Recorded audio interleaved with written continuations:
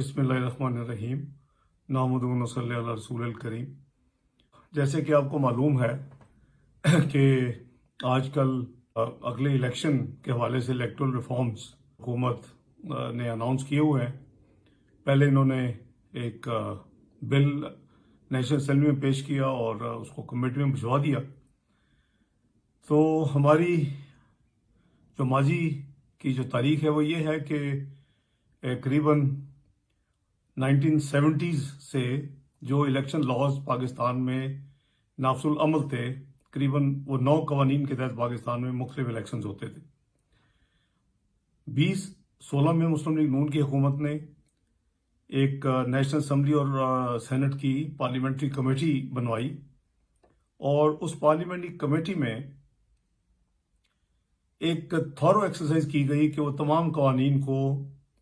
ना सिर्फ कंसोलिडेट किया जाए बल्कि जो लेटेस्ट रिक्वायरमेंट्स हैं और जो इलेक्शन कमीशन को स्ट्रेंथन करना है और जो रिफॉर्म्स करने वो किए जाएं। इस कमेटी में तमाम political parties regardless of size, मसलन उसमें विदाउट नेमिंग एक मेंबर पार्टी भी थी जिनको नुमाइंदगी दी गई।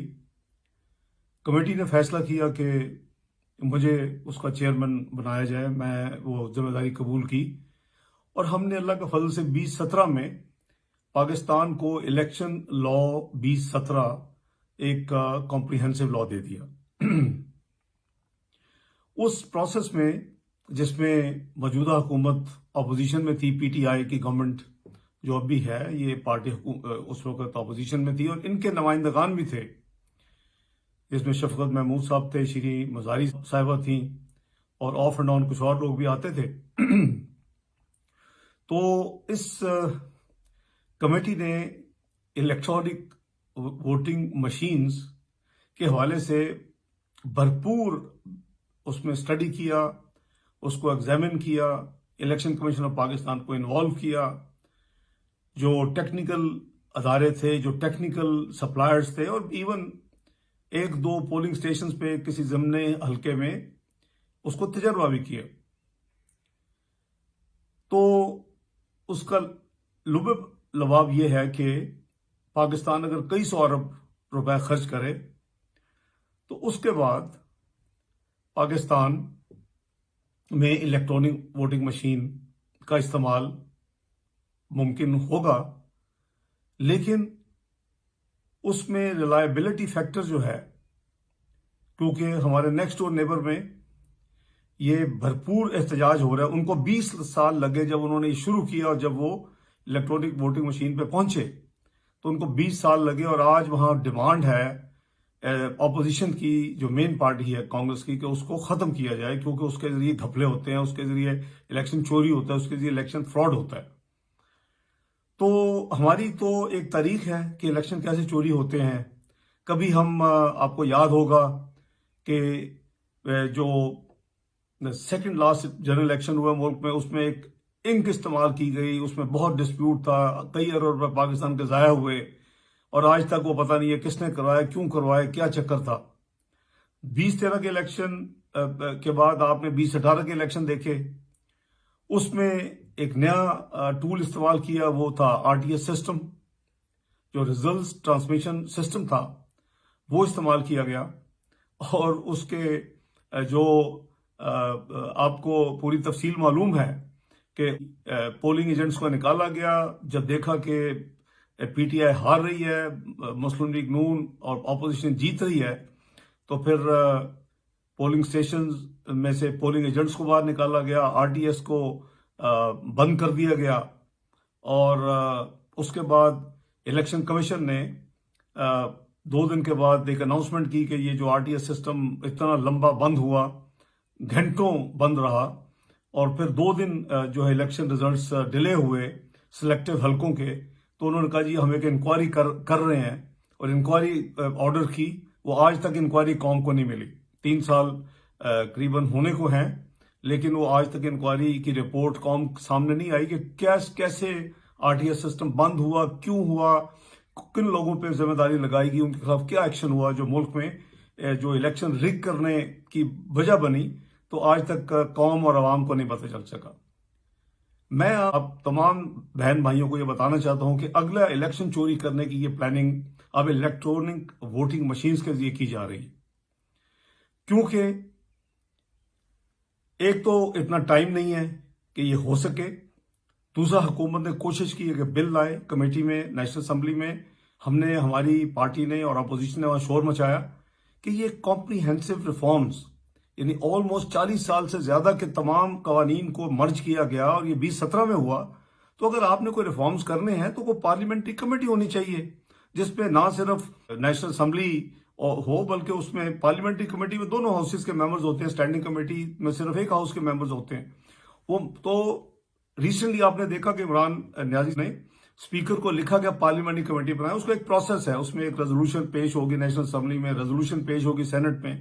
یہ تو ایک ہے اس کا میکنزم کہ اس کو کیسے کرنا ہے۔ اس سے بھی زیادہ خطرناک جو ہے کہ الیکٹرونک ووٹنگ مشینز کا استعمال اس کمیٹی نے، جو پارلیمنٹری کمیٹی تھی جس میں پی ٹی آئی کے نمائندگان شامل تھے، کنسنسس سے فیصلہ کیا کہ یہ ابھی پاکستان کے لیے یہ متحمل نہ فائنینشلی ہے اور نہ ہی ریلائبلٹی کے حوالے سے ہے کہ اس سے الیکشن چوری ہونے کا خطرہ ہے۔ اور یہ کب کیا؟ 2017 میں یہ فیصلہ ہو چکا ہے۔ اب پتہ نہیں وہ کون سے لوگ ہیں جو اس کے پیچھے ہیں، جو اپنے اگلے پاکستان کے الیکشنز کو، خصوصاً جنرل الیکشن کو چوری کرنا چاہتے ہیں، اور اس دفعہ آر ٹی ایس سسٹم کی بجائے الیکٹرونک ووٹنگ مشین کا استعمال سوچ رہے ہیں، کیونکہ صرف الیکٹرونک ووٹنگ مشینز کافی نہیں ہوگی، اس کے ساتھ آپ کی بایومیٹرک جو ہے وہ جو مشینز ہیں چیک کرنے کے لیے جو بھی آئیں گے الیکٹرونک ووٹنگ مشینز وہ ہوں گی، اس کے ساتھ آپ کے انٹرنیٹ ووٹنگ جو اگر آپ کہہ رہے ہیں کہ اوورسیز کا، تو یہ تو قریباً کئی 100 ارب روپے کا خرچہ ہوگا پاکستان جیسے ملک میں، اور یہاں ٹیکنالوجی اتنی تیزی سے چینج ہوتی ہے، اور ہم نے دیکھا کہ ایون جو الیکٹرانک اور ڈیجیٹل ووٹنگ کا جو ہم نے دنیا کی جو سب سے بڑے جو چیمپئن کہنے جاتے ہیں امریکہ میں، جب ٹرمپ کا الیکشن ہوا تو آج تک جو ان کے اوپوننٹس ہیں ہلری کلنٹن، ان کا الزام ہے اور وہ کہتے ہیں کہ کریڈیبل ایویڈنس ہے کہ الیکٹرانک طریقے سے اس الیکشن میں ریگنگ ہوئی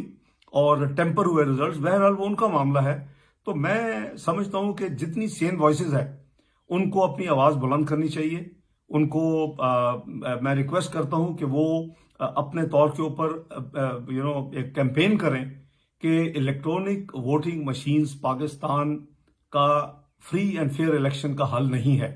بلکہ جو لوگ الیکشن چوری کرتے ہیں، جو لوگ پاکستان میں الیکشن رگ کرتے ہیں، جو ہر دفعہ کوئی نیا سسٹم، کبھی وہ